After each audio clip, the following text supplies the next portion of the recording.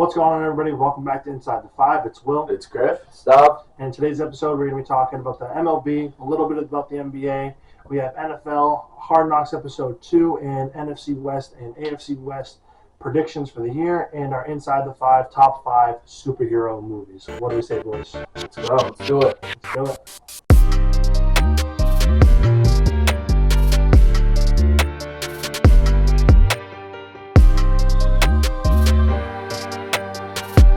Alright, welcome back, everybody. We're going to get straight into it with the Red Sox. Straight up, out of nowhere, we're back to 500. Big news after we get is this our first official AL East series win? Well, if you want to count Baltimore, then no. The one game, I don't count that. I don't count the one game. Well, I have an argument for that, why you should count it. However, yes, we beat the Yankees in a series. We should have swept them, if I'm being honest. Literally, Isaiah Kiner-Falefa carried them on Saturday night, which is the last person you'd expect them to carry. I hate Isaiah. Dude, I've said it on the podcast. You've said it, yeah. I hate him. Dude, there's nothing that's more infuriating to me than bunting your way to a win. That shouldn't be allowed. They should just get abolished. I hate small ball. Because Ken Murphy came out with videos and people are still bunting. So, if you bunt, you're the New York Yankees. You should not have to beat a team under 500 by bunting. All right. I got into an argument with a Yankees fan last night in the show because he bunted. I still beat him. I'm like, keep bunting. Maybe you'll actually win. And he got mad at me or whatever. And I'm like, of course, now all Yankees fans are just going to bunt and MLB the show because they're a bunch of losers. That's all they know. They can't win without it. People still love bunting and they MLB the show lost, to begin with. They lost today again, right? So this is what's their losing streak at right now? 6. Well, no, 4. Oh, that was 6. Because it should be 6. They beat us on Saturday. Oh, yeah, because they beat us. But they've lost so many consecutive series. Clay Holmes now on the IL. DJ LeMahieu is probably going to be on the IL. So that team's a dumpster fire. I think we talked about the Jordan Montgomery trade the other night. I forgot what night we were playing the show, and I was like, that was probably the dumbest trade they've done. Yeah, now they really don't have any starting pitchers. Like, Garrett Cole stinks. Yeah. Nestor Cortez stinks. Clay Holmes, closer, not anymore. Jameson Taillon stinks. Like, all these guys suck. Aaron Judge on Sunday Night Baseball literally went 0 for 4 with 3 strikeouts. That was embarrassing. I was at Sunday Night Baseball. Yeah, and you witnessed Aaron Judge strike out 3 times. There was a family behind us, and there's 2 children, right? 2 boys. I would guess maybe 7 and 5, just like a assumption. And it was like a dad, and then You okay, stop? No, continue. it was like a dad. I knew who the dad was because like the kids kept calling him dad, and then there was like another. I don't know if it was like I don't know. There was another man there too. I think I was about to say, like, oh, I know him from work. No, because they called him dad. But anyways, moral of the story was one kid, the younger one, the 5-year-old, was a Yankees fan. And the 7-year-old and the other 2 adults were both Red Sox fans. And I actually, was low-key beefing with the kid. Like, every time, let's go Red Sox, people would start chanting that. He would say Yankees instead, but he was so, off. Like, he was saying Yankees. It was like, let's go Red Sox, Yankees. Like, that's what you heard because he was just off a beat. And I actually, turned around and was like, you're off. Like, stop. Like, you're off. You lost it. The kid was, 7. Well, he's off to begin with, rooting for the Yankees. How are you? There's definitely an uncle in that family. There's gotta be that persuaded him to be a Yankee. To the dark side, to the bad side. How does it even happen? I don't know. It was embarrassing. A story time. When I was little, my mom went to New York City with I don't know, for some trip with the church or whatever. And she came back with a Derek Jeter Yankee shirt, and my dad burned it, and he's like, "You'll never wear this in front of me." No. And I was like, "What is wrong with that?" And I have never worn anything with the New York Yankees logo on it ever in my life. No, neither have I. I've never.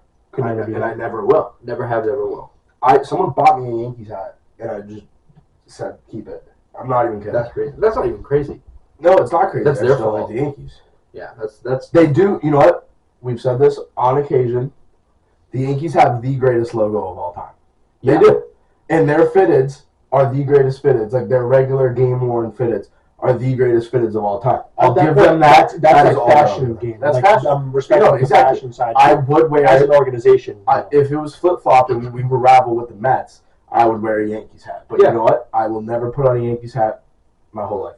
Yeah, I have a list of like all the fitteds that I'm collecting for every MLB team. The Yankees just aren't even on it. No. I'm right there with you. I just hate the Yankees, and we beat them, and We embarrassed them. no, we really did. They scored what? 2 runs that entire series? 4. 4 runs that entire series. 2 runs in the. They didn't score in the third game. They're having a hard time just scoring and doing anything. In general, they are having a very rough time scoring. Like, read off their last game, like 3 runs, 0 runs.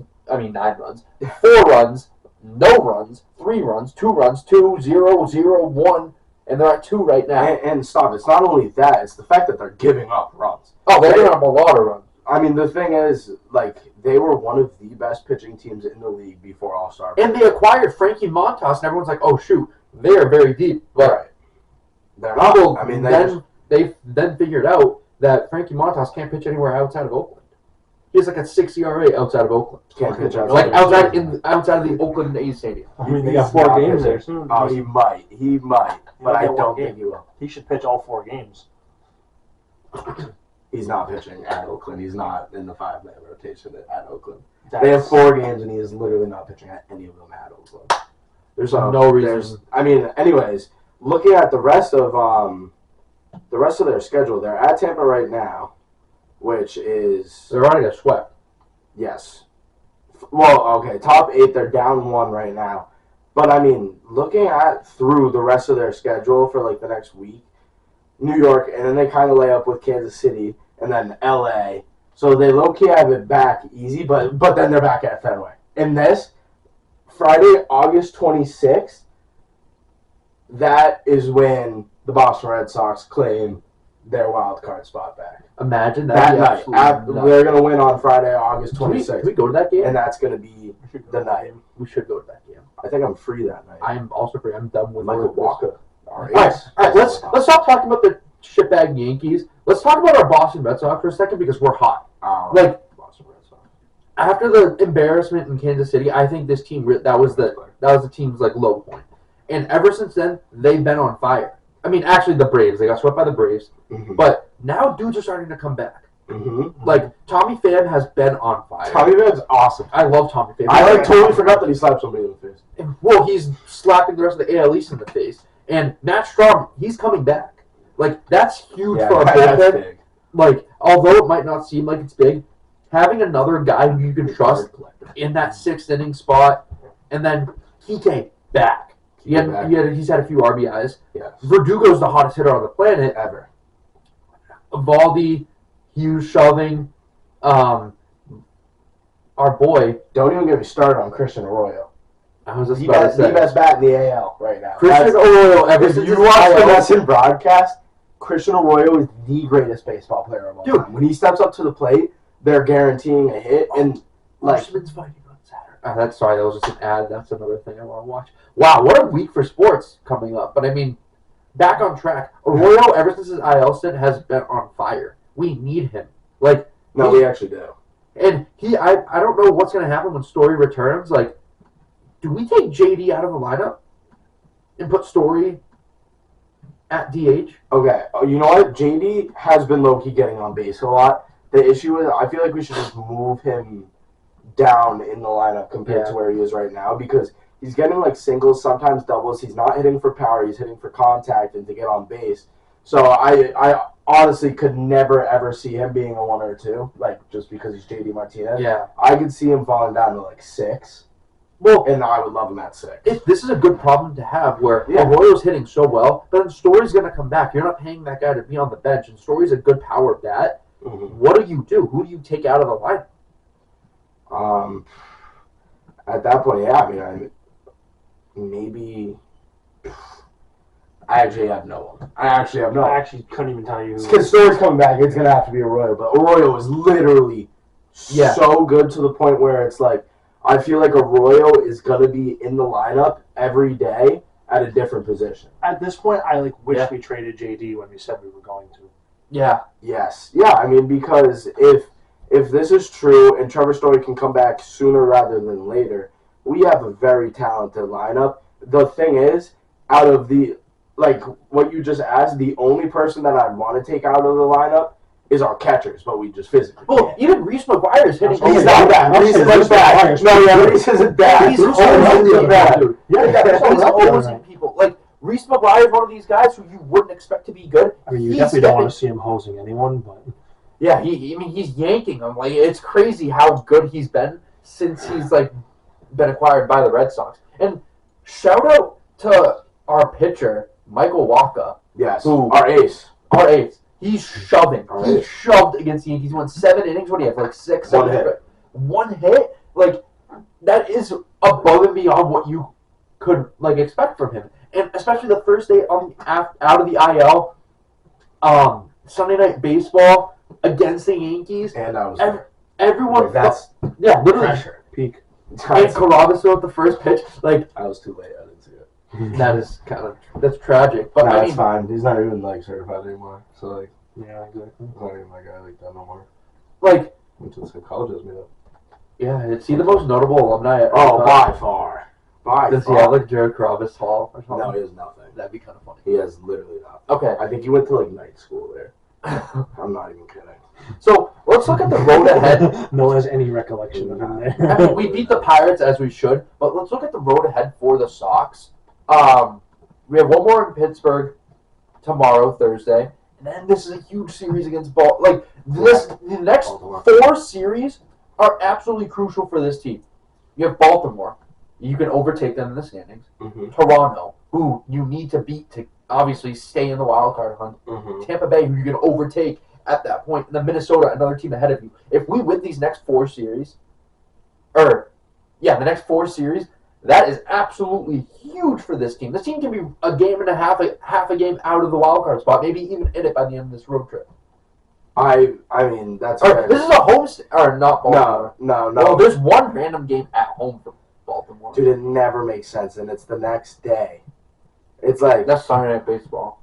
why Never why do we bring it? We have a 3-game series against Baltimore, but 2 games are It's actually something away. baseball. And then Sunday Night Baseball is just at Fenway. Like, do they just want to see Pavetta? Oh, we are going to sweep them, I think. We have Crawford, Wacha, and Pavetta. Those are our 3 best pitchers. I'm Yeah. being serious.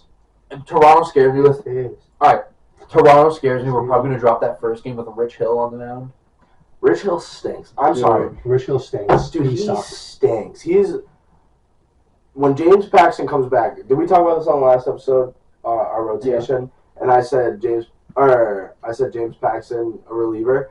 I want James Paxton being our 5th starter, and I want Hill to be like our 6th inning guy. Yeah. Maybe Against He's like, Saturdays. good for like an inning and a half. Dude, well, because he throws meatballs, so it's like he's due. if you just like get ready for a fastball, it's coming, and you just see it. Dude, literally. All I have to do is He's sit fastball. If you He's throw bound to throw one absolute hanging curveball. yes. Like every He- single game. He did today against Brian Reynolds. Like we know that's going to happen. But if the offense can, And he does it at the worst. if the offense can score, then it doesn't hurt as much. But if we don't get any offensive support from Rich Hill, you're not going to win that game. I feel like he always like walks 2 on, and then it's like a 3-run home run. Yeah, like all the pitch. Like Like every single night that he plays. But I mean, the Sox are low key back. I mean, Trevor Story traveled with the team to Pittsburgh. He's probably going to travel in Baltimore. Who knows when he's going to be back? He should be back soon. Paxton's throwing simulated innings, right? mhm. So That's a good addition for us. And we also called up Jerry Familia this week yeah. to the bullpen. So that's tonight. did he? I Did he? I mean, He's a good vet to He pitched to the have. 9th. He pitched to the 9th. He had heat. Couldn't find like the zone as well, but Yeah. I mean, he had the heat.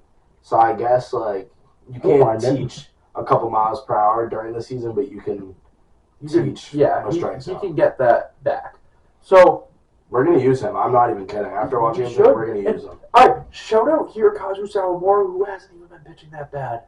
Okay, ever since I said I hate him, because remember entering the season, Oh, he you was love my him. favorite player on the team. He had that actual horrific play. Like that. Against the Orioles, I will never forget it. That was a life memory standing. We were all in chat for Dude, that he was game. my favorite player. He was my favorite player on the team. Oh. Yeah. And right after that moment, my least favorite player. It's a heartbreaking moment. And we saw it again against the Yankees. It wasn't him. We just cannot defend bunts.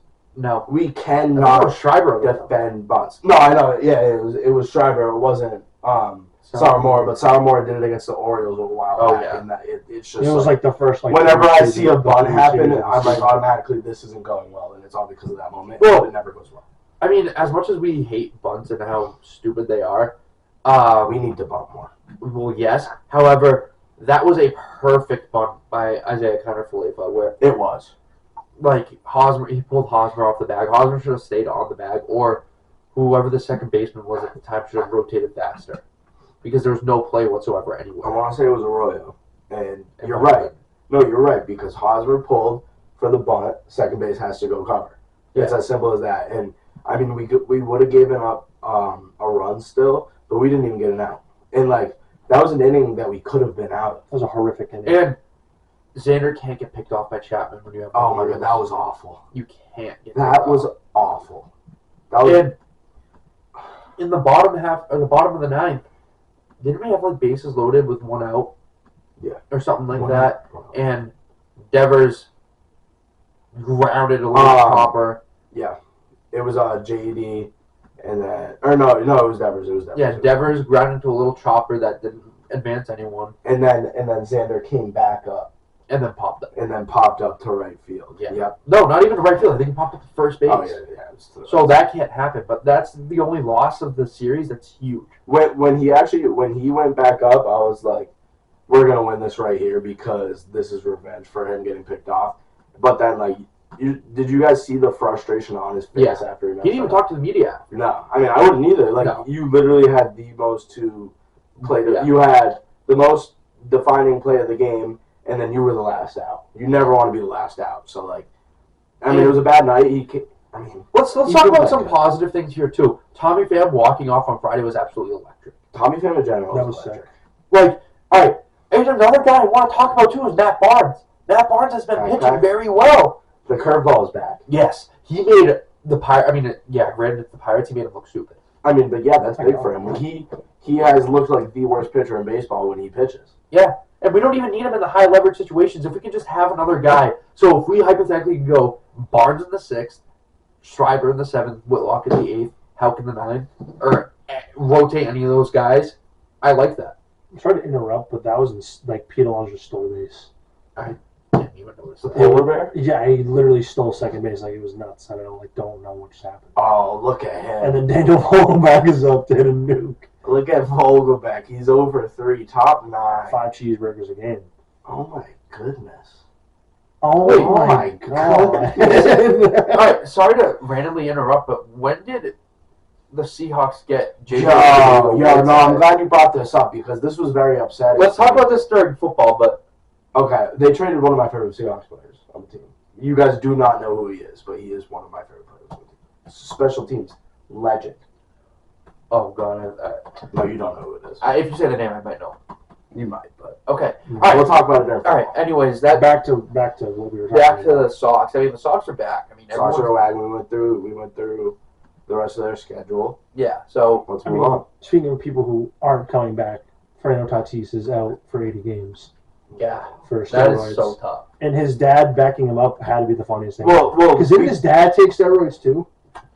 most likely. Probably. I think that was I saw somebody saying that why would he be backing him up for steroids if his dad also? Well, all right. So yeah, he did something illegal, but like it wasn't like to boost your. That's where I have a problem with Well, the yeah, rules. If he's taking a medicine and if that's what he got prescribed, Well, he didn't get prescribed. well, It's an well, the thing is, over the counter. the medicine that he said he took, he said it contained whatever drug, but it was a different drug that sounds similar to the other one. It wasn't. So like Also, he bought the. I'm not wrong gonna one. lie. You guys may not be on board with this, and I like the Padres. I think he's lying. I think he's lying. Oh, I as think he's well. lying too. I'm trying to find. are you telling me I you got got ringworm and you Tatis tested positive because you got ringworm from a There's bad not- haircut. Yeah, I don't buy it at all. I don't And buy it, but I'm trying if to you're- find a reason if to you're- want to believe that it's not true. I know because we all love Fernando Tatis here. Yeah. But like, if you're an MLB player, just go to your team doctor. Like, that's literally That's- all you have to do. yeah. You go to your team doctor, you can save so many problems. No, that's facts. And I mean, I think he's going to appeal the 80 games. He's I not don't think going he to is. Well, the worst part is the drug that he took is like the first one listed in Yeah. the book. I'm pretty sure it's literally the Like, that was the first that banned was like the substance ever. original banned Yeah. substance. That was the peak. Like, he couldn't have gotten creative with it if he was going to take it, anyways. Like, Yeah. he couldn't have found one that was like in He between the lines. He was like, I need a PED. Which one should I do? And he just went to the banned list, and the first one, he was like, Yeah. that's the one. Oh, they won't expect it. The first one That is ever. the one. All right. I mean, for the rest of the league, I don't really think anything else No, is nothing's relevant happening. here. You know what? But this game that we were just talking about in the NL East, these two teams, this is going to be great to end off the season watching these two teams Yes. battle for the NL The East. Braves and the Mets. Yes, I love this is going to be Daniel awesome. Vogelbach. I want to say that the Mets are at 79 wins and the Braves are at 75. So, I mean, the Braves are a wild card team with 75 wins right now. Yeah. Like, this is awesome. I'm actually almost confident that it's 79 75. You can fact check me. No, you can fact check me because I want to know. I think you're right. Also, Daniel Vogelbach is so electric on the Mets. Oh, I mean, he's Yeah. awesome on the Mets. That was a great pickup. That was a great 75 and pickup. 72. The Mets have 75. The Braves have 72.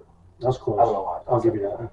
Yeah, I you're have close. I'm not even mad. not close. To even bring up numbers, that's I expect perfection. I respect that. Straight up. But speaking of the greatest thing to ever come in baseball, it's the Midsummer Classic, the Little League World Series, the greatest time in baseball, I mean, the most electric time in series in baseball.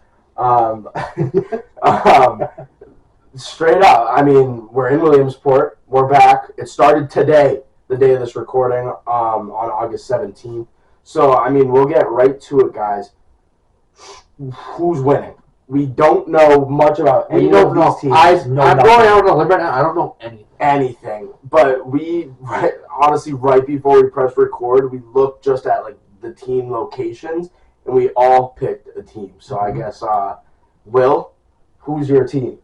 Midwest. We're going Midwest. I don't even know. The boys from Davenport, Iowa. I actually watched a game. They're good. during their regionals. They're good. They're really good. One of the kids on the team wore worker gloves and hit a double. Oh, that's that. He hit a home run. Oh, was it a home run? Oh, I thought it was a He double. hit a tank. It was that. Oh, yeah, it might have been a home run. But yeah, Yeah, that was the Davenport thing. is going to win it all. Yeah. I literally picked the grittiest team in the Little League World Series. I mean, just a bunch of future successful farmers and MLB players.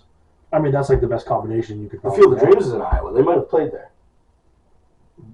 There's Yeah, a lot going for No, I agree with you. I think that's a great pick. Like we said. Oh no, it was a kid from Wyoming who was wearing Home Depot gloves. Who absolutely hit this. Doesn't even This was an absolute tank.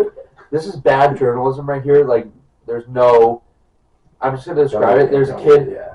zooming in on the Home Depot gloves. He steps up to the plate, and the pitcher throws the first pitch of the at bat. And this kid takes him probably 450 feet to left field. No, I'm dead serious. Look how far this thing goes. He's a big kid too. Yeah, Like big frame. Like he's gonna be a big leader. yeah. it. He's ready. I don't know who it is, but He's not on my team, unfortunately, but I I, thought still you picked the could've sworn second it was. grittiest team. I mean, I did pick a Midwest state, so I had that going for me. Yeah. I've been like almost there all episode. I'm going. It's I'm good. going Southwest region just because kids from Texas are built different. You literally once again we picked these before we recorded. We put on the website like all the teams, and Stav was like, "Is the Southwest region from Texas? Because if they are, I'll pick them." And then we looked; they were from Texas. He said, "Okay, then." And then my reasoning for my pick, I picked the West region. I was like, "What team is the West region?" And then it said Honolulu, Hawaii. Yeah. So I'm taking Honolulu, Hawaii, because my thought process was, if it's named Honolulu Little League, that has to be the only Little League on the whole island. So Yeah. that's like a dream team. That's a dream team. There's a lot of people on the Yeah. island, so I mean they have to be good. They have the best of the best on that team. Like, you Yeah, can't get any better. That is the Honolulu All-Star team. Like, they are literally the best. All team. first team Yeah. Honolulu. That's what that is. So yeah, I Yeah. mean those are our picks for the I'd be Little League World scared. Series. They're starting now, so we don't have much to talk about. But I'm gonna be watching some games over this. I'll week, so definitely watch it. I'll be ready to talk Especially about the it. afternoon games that are played like 3 o'clock. Yes. Those are sick. Yes, we will be ready for those. We will be talking about those on the next episode. But I say we go right into we have We a little should bit give our of team games. updates. On that. Yeah. Yes, we will. Follow the IT5 Twitter for updates in the Little League World Series. I'll tweet out. At Inside the 5 Pod. Yep. But anyways, moving on to the NBA, we have some news. The worst contract in NBA history. Lee overpaid. LeBron, 2-year extension, taking him through 2024. $97 million. 2 years, $97 million is ridiculous. That is a lot of money. That's almost $50K a year. So I like how $50 million a year. I actually wanted to say, So- I actually have I don't know if this is like a hot take or a hate take, but if the Lakers do not win a championship in LeBron's rest of his tenure as a Laker, this is like the It was a biggest. failure. It's an absolute failure. I don't care. I if know they you win got one. I in the- know they got one. Like, I know. okay, that was the bubble. Like, if we're like, yes, I have bubble. to, we have to count that one as a championship, but in everyone's heart, it just that's not real. Like it's not. all right, LeBron always says how he needs help around him and all this stuff, and then he goes and takes the biggest extension in NBA history, like the most amount per year, basically. Like, That's you're getting not- help with that. Like, That's like the biggest 2-year deal I think I've ever seen. Oh yeah, It by is. far. It's- I think he's- we've seen 4-year deals with this. I swear, like 2015, this was the highest 4-year deal. yeah. $97 million. It's crazy how much NBA players get paid now. And, It is I mean, nuts. it's LeBron James. Yeah, he's whatever, the second best player of all time. Or whatever. But, like, maybe 3. Kareem. yeah, maybe 4. But, like, it's it's hard to pay one player this much money and then expect a championship because you can't build a team around. Because, like, You don't have the money to do it. and they literally don't have a good team. Like, their team is ass. Oh, If that's their team interesting. was actually like, if you told me that was their starting lineup in like Yeah, hold on. I'm 2015, pulling it I up would right love now. that team. Their starting lineup is awful. It's literally a retirement home, and then they literally just paid him $100 million for the next 2 years. Okay, ready? Like they're Are you failing. ready for this? Mm-hmm. This is a disgrace. Austin Reeves, What? Malik Monk, What? LeBron probably, or no, Taylor Horton Tucker, LeBron and AD. Those are like all guys that you see like the no name like face when you're like trying to unlock characters in a video game. Like that's their team. Wait, isn't Russ on this team still? Yeah, Russ is on this team. Okay, yeah, I kind of. Why did that? It's gonna I be thought that no too, right? names. Yeah. It's gonna be Russ, Like Scottie Pippen Jr. is their best player. maybe Lonnie Walker as the 2. Yeah, LeBron. Bazemore.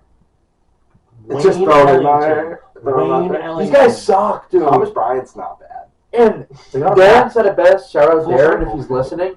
Why do they have an opening night game? Darren's listening. Yeah, shout out Darren. But like, why do they have an open night game? That's not right. It's literally The just Warriors should have they like stick. the Warriors should have I'm like the sorry, 10 o'clock game, and the Celtics should have the 7 o'clock game. Like, Well, the Warriors do, but they have is it Warriors Lakers It's opening Lakers night? Warriors Yeah. 10 p.m. But it's Philly Boston 7:30. Okay, so I literally just sounded like an idiot because I thought, well, the Lakers should Well, have no, the Lakers shouldn't even have. No, the Lakers shouldn't shouldn't have It the should be opportunity to Phoenix play Golden the champions. State, That'd be sick. or maybe Dallas Golden State. But do you really want to do Literally any other team in the West besides LA. it? It has to be maybe Memphis, but Memphis Golden State on Christmas Day is gonna be cool. Christmas Day, the NBA, I hate dude, how Christmas the Day is Lakers gonna be also sick have for another games game. because if you, all right, the NFL, there's such. I want to say the NFL has Christmas Day game. Dude, Yeah, they the do. Christmas Day And games. listen, They're all in the same every- market. Yes, you were listening to PMT this morning, right? Yeah, they're Yeah. all in the same market. Like they're all so like every team that has an NBA game, the NFL has like so like the Packers and the Bucks play at the same time. Like Green Bay, like Wisconsin's gonna watch the Packers. They're not watching the Bucks. Oh my goodness! But Yeah, the Heat and the LA, Dolphins both play. Miami. Yeah, I don't think the Heat play. Oh no, they don't. Green They don't. The Heat do not play. Green Bay is that market game. Yep. It's Denver and LA. LA is the Lakers. And then And the Arizona. Nuggets also play. Yeah. So yeah, and you know what? The NFL is gonna get more viewership. 100%. I'll probably 15. I'll probably be watching both at the same time. This is gonna be a crazy I don't Christmas know. Day. Yeah, Christmas Day is kind of hard to watch sports, but when I think of Christmas Day, I'm not gonna lie, I think of basketball. Yeah. I mean, really shout out the think NFL for only putting 3 games on Christmas Day. But they really spaced them out well. 1 o'clock, 4:30, 8:20. It's like That's Thanksgiving. back to back, dude. That is back to back. It's like Thanksgiving. That is all day of football, just one game. You're watching it the whole time. And they did don't even get me wrong. On Monday night, December 26th, Dude, shout out the Colts NFL. versus the Colts. Shout out the That is going to be NFL. such a good win to watch for our. Shout Can't out do that. the NFL. Dude, I love the NFL. Can we talk about the NFL? I don't even care about it now. Yeah, the rest of the NBA stuff is literally just gossip stuff that nobody cares about. Nobody cares about. Like, congrats, Draymond, you got a blood rolling station at your wedding. Cool. Whatever. Way to stay relevant, Draymond. The NFL. We talk about it last because like we know we're most likely going to spend the most time on it. You know, and I know for a fact we're going to spend the most time on it because we have record standings today or record predictions today.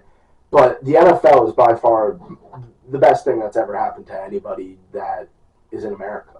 I love the NFL. Like, football in general is just sick. It's superior to every other sport in this country, and it shows.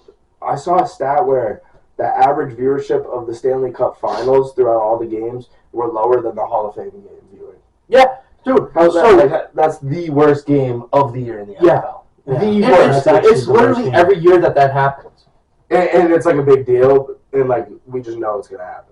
All right, let's start with Hard Knocks, right? Yes. All right, Hard Knocks episode 2. If this is considered a bad episode, we're in for a 6th season. I love This is definitely a down I episode. love the episode. I This actually is a good had episode, but I think compared to notes from the episode. Yeah, This is chronological. So like a lot of I was reading some things like on Twitter and stuff. Like some people were like, "Oh, that was like a letdown after episode 1." I thought that was a great episode.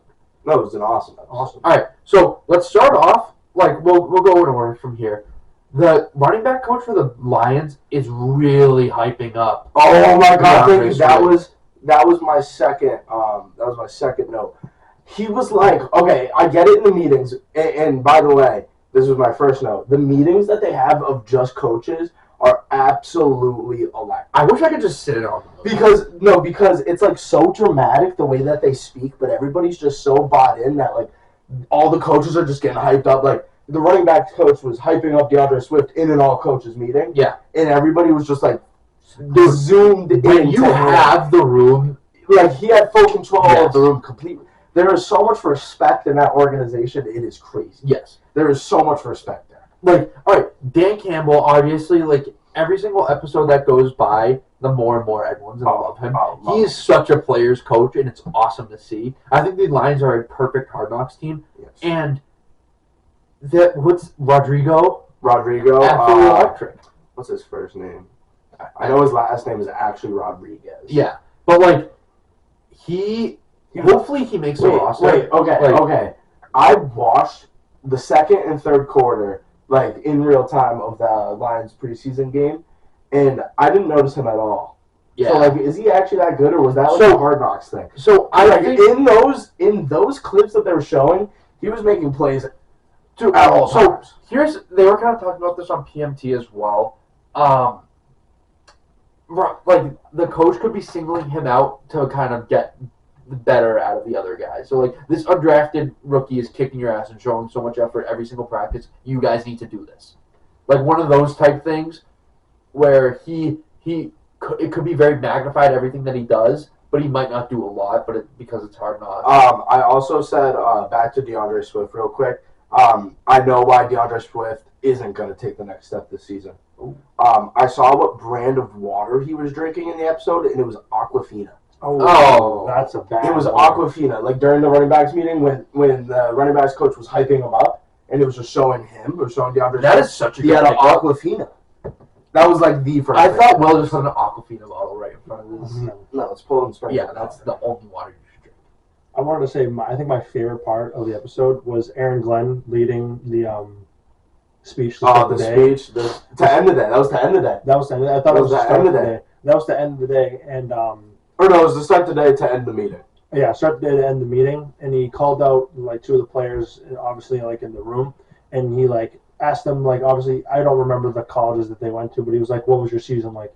And they're like, "Oh, we went 13-3. Oh, we went like we There was only national lost one championship game," and then he was like, "You guys basically didn't think you were going to lose any of those games, right?" And they all said no, and he's like, "All right, time to change that here." Yeah. Yeah, and like, they that's what we're they gonna walked do right here. on. All right. And then they lost. And then they lost the first preseason. Like a Hail Mary to a former Maryland lacrosse player. That's who it was. Two things that I want to say. David Blau, he's basically cut.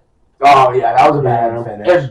And I feel bad. His wife is an Olympic sprinter, and they talked about it. But do you remember that clip on Instagram when it originally happened? That was sick. So, like, you guys can call me crazy. I hated that segment just because, like, I didn't either. They were so corny. They were so aware that the cameras were on them. It was so corny. Like, come on, babe, you can do it, babe. Keep running. Yeah, while she was like shut up. practicing, like trading for track, and he was like, "You got it. You go, go, go." Like, and then he was like counting the time. It was like, that's corny. It was corny. There's no way.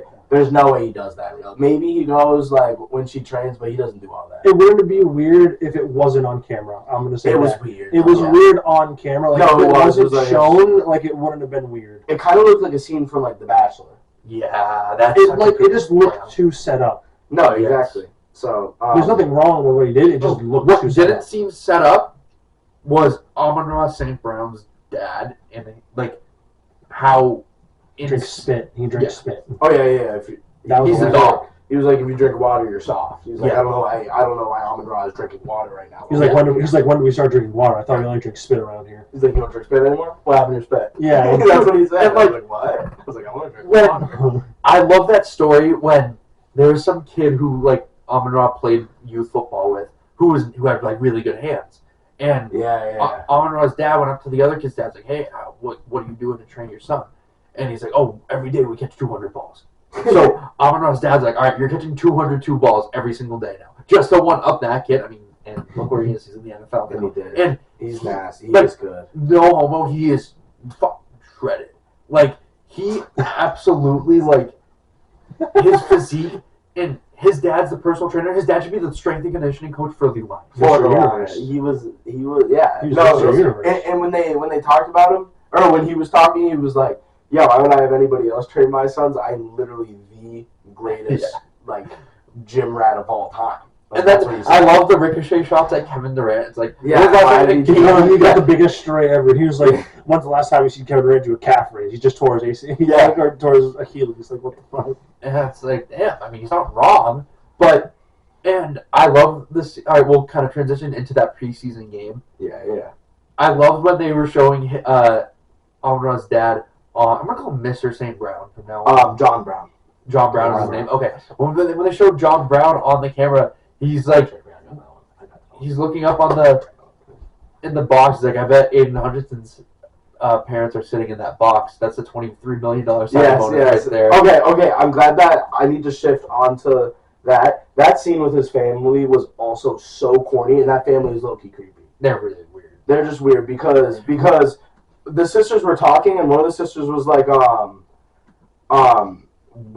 is Aiden on the field? And the other sister was like, yeah, I can see his little butt poking up. Like, that's your brother. That's weird. Yeah. Is it one of his sisters like Miss Michigan or something like that? Yeah, she is. I can see that. Yeah, I can totally see that.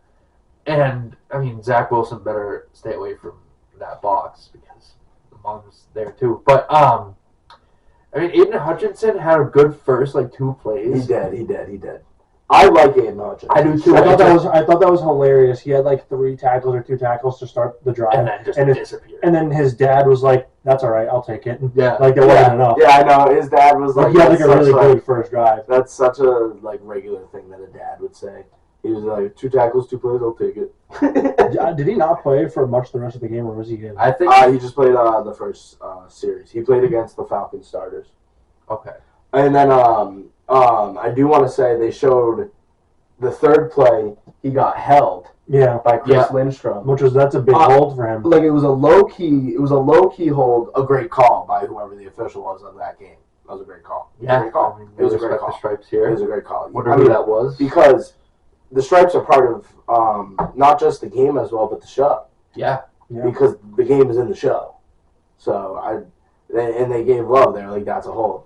And we need to spread more awareness around what a hold is and what a hold isn't, because people just say a hold is everything. I want to say that's a big hold out of Chris Lindstrom on a rookie. Like, come on now, like he's a vet. Like he's getting there, and this is supposed to be Lindstrom's year. Yeah, This is actually supposed to be. He's probably like a top 3 player of that offense. Yeah, I mean, like this is the year that he could prove that. Yeah, in my opinion, because and I'm not just saying this because he's a local guy. Like he's just he's good. Yeah, he's genuinely good at the guard position, and he's very mobile. And I mean, going up against a defensive end of Aiden Hutchinson's stature, and I'm gonna say right here, I know you guys are gonna think this is like Hard Knocks bias. I don't think the Lions are gonna be good this year, but I do think Aiden Hutchinson is gonna be a Pro Bowler. That's not a bad prediction at all. I think he's gonna be. He was the second pick in the draft. It's totally doable. And I really think that he already has the size to do it in the league. And not only that, but he has a great guy to go up against every practice. Yeah. And that's so big for both sides.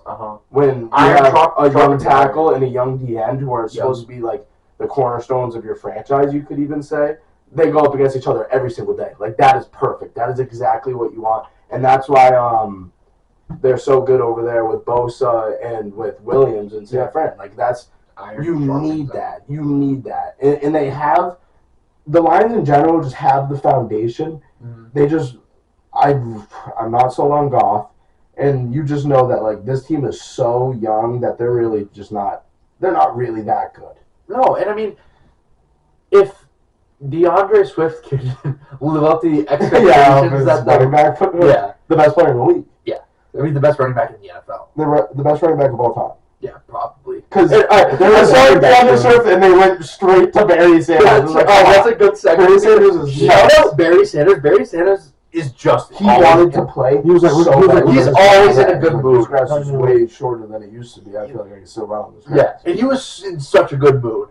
He was great. So happy. He was mic'd up talking to everybody. I wish they could show more Barry Sanders. I've never seen Barry Sanders like speak like that. No, he was so happy to be there. Like in my head, Barry Sanders is the guy that played 10 NFL seasons and like dipped up. Do we think that he's actually always like that, or do you think he just knew he was mic'd up? Every time I've ever seen him like on TV or anything, he's always just smiling and having a great time. He retired at a perfect time because he's like completely fine. He's probably just very happy guy always. And he has his money. And we forget how good Barry Sanders actually is. Disgusting. Like they showed a little highlight reel of Barry Sanders.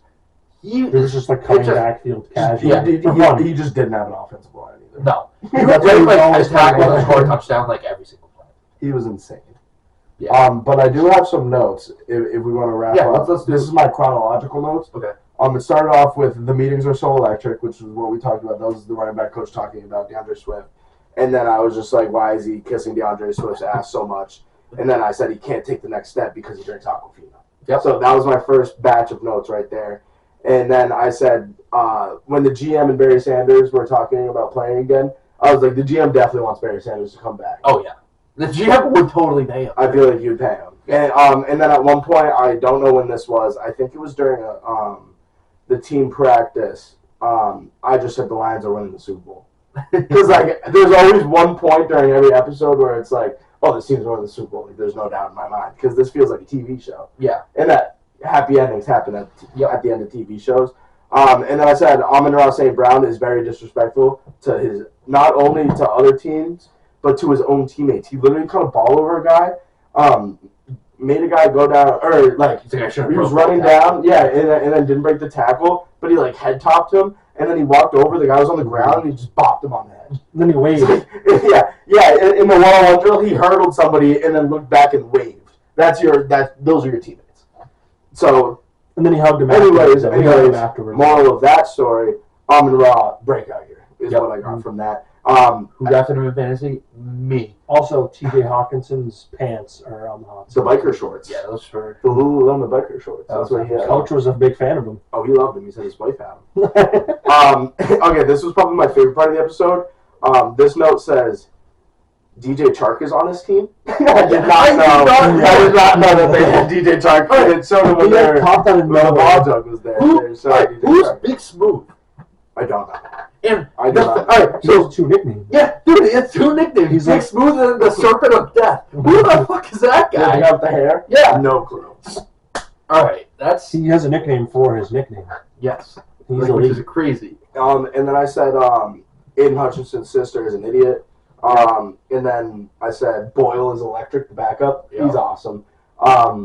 he threw that like basket catch, and he was like, "That's a fucking dime." He was like, he was so right. I loved how like pissed off like the Lions backers were after they lost. Yes, like David Blau. David Blau was actually like, he acted like he like threw the game losing pick. Dude, he gave like he gave like this look. He is a Super Bowl. He's trying to get a roster spot. Yeah. The speech he gave before that play That was awesome. Like he was we're gonna run this clock down. We're gonna get 3. We're gonna call it. That's what he said. He literally gave the speech as if they were about to win the Super Bowl, and he drops the first one. It's not even that he dropped the snap. He had the snap. And just like, it was a step back and the ball just fell out. It was awesome. He grabbed it and it literally just was on the floor. And it was like, and all you could see was just him like hands. Oh yeah, he put his hands on it. And then the guy who dropped the pick, he's like, "Damn, I just lost us the game." Do these guys actually say this stuff? Like no, he was like, the camera's on. He was like, he literally said, "I just dropped the game-winning pick, bro." Dude, is this like a normal conversation in the NFL? Like these guys is not used to being like. And then you could say that. Yeah, you did, man. Yeah, it's like get him next play. Yeah, it's like the next play mentality. You can't say, "Hey, next play to one of these guys," because these guys like they're cut. Yeah. They're not. And Dan Campbell basically said that. It's like, all right, some of you guys aren't going to get another opportunity. Yeah, because you don't. Yeah. You literally don't. My last note that I do have, though, was during the game as well. The same play where Boyle threw the awesome, like, little fade to the corner. It was to Devin Funchess. And he ran back to the sideline, and Dan Campbell called them Funchess Bunches of Oats. So that was a great nickname. And he threw that in there. So that was the end of my notes for this episode. Also, when did Devin Funchess switch to tight end? I think he just like got too fat. Okay. To be honest. So like, what was his name on the Chiefs? Calvin Benjamin. One Popeye's biscuit away from being a tight end. He took the Popeye's biscuit, so now Devin Funchess is a tight end. All right, and let's do Staub's weekly recap of Patriots training camp. Yes. Or should I say Monday Night Raw? Because the Patriots and the Panthers are in joint practices this week, and they started off yesterday, and there was a big brawl, right? So I'll break it down. Christian Wilkerson, wide receiver on the Patriots, fighting for a roster spot, catches an out route. He's good. He had a good week one, I want to say. And he catches an out route and gets pushed out of bounds, nothing crazy, and he's on the ground, and I don't know what was said, whatever, but then a coach on the Panthers pushes him. He turns around and says something, and then gets jumped by the Panthers sideline. That starts a fight. Wilkerson's ejected. Kendrick Bourne gets ejected for throwing punches. So those guys are gone. And a cornerback on the Panthers, don't know his name. He's irrelevant. He's probably going to get cut. He was involved. He was the one who got ejected. Today, this starts off on a half-speed kickoff drill. Christian Wilkerson's receiving a kick. It's like half-speed, whatever. You just tap the hip. And the same corner who's on the Panthers absolutely lights him up, basically knocks him out, which starts a fight. And then he stands over him and flexes on a guy who's clearly hurt. It's like, dude, you just, like, tackled a bag, basically. You know the tackling bag? Yeah. That's basically what happened. And he's flexing over that, which started a fight. And then the very, like, next series or whatever, the next offense-defense thing, Christian McCaffrey gets tackled, right? Mm-hmm. And then just throws the ball at Dietrich Wise. And, like, everyone was saying, was that a bounds? I watched that play probably, like, 10 times. He was in the middle of the field. He got tackled and then, like, spiked the ball, and the fight spilled out into the stands and hurt somebody. There's someone that I know was, like, right by that. Hold up. So, that happened, and then another fight. Damn. Oh, I see. I have the ladies right there. Yeah. The ladies right there. Body slam. It was a great podcast. Yeah.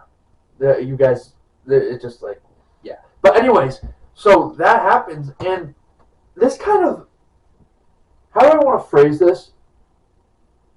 Good teams in the NFL don't fight. Yeah. Discipline.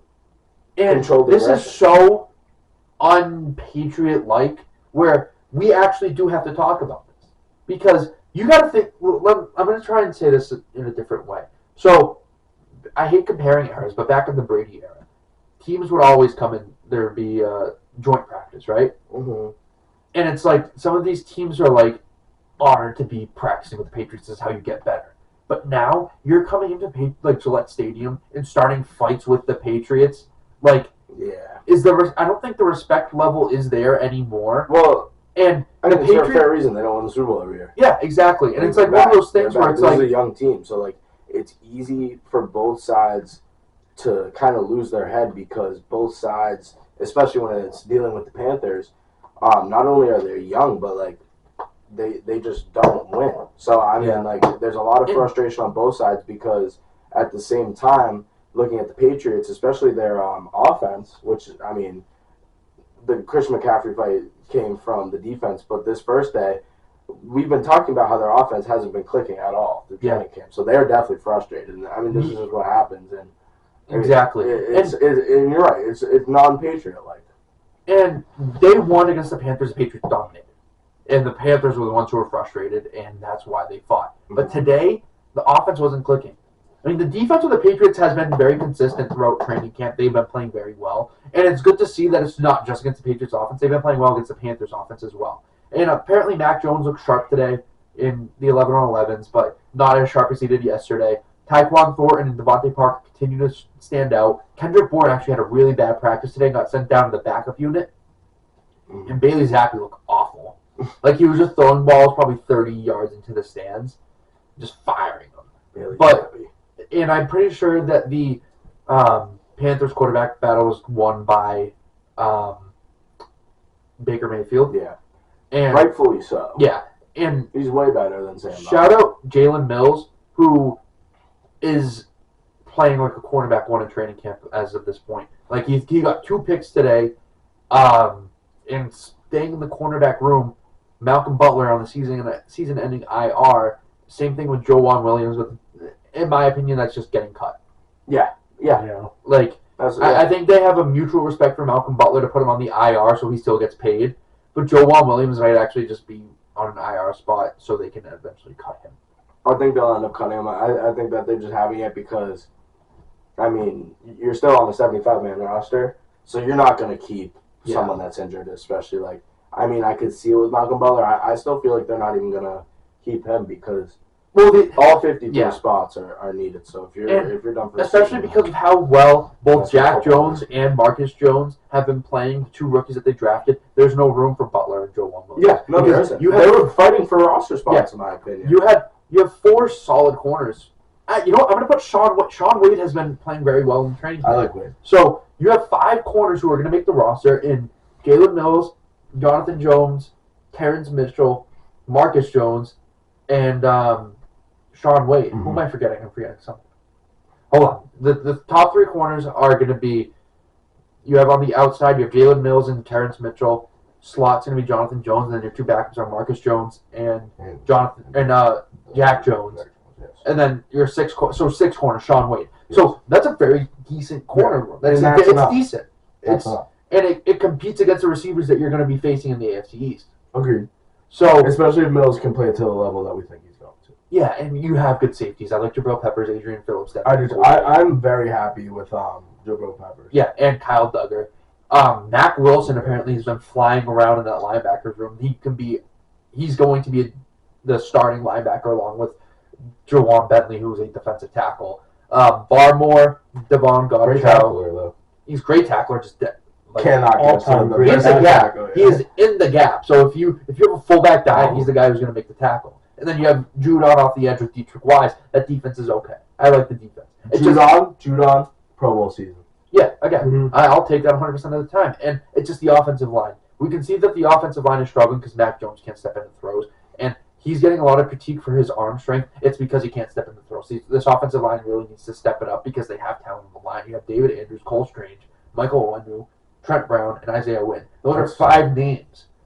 Those guys should be able to protect Mac Jones, and if they can't, then that's a problem. But you got your running backs. You have Damian Harris, Ramondre Stevenson, and Ty Montgomery is the guy who's going to be the 3rd down back. Yeah. He's going to step into that role, and he's going to have a few receptions. And we know what the receivers are made of. Tyquan Thornton's going to step up. He's probably going to be a day 1 starter.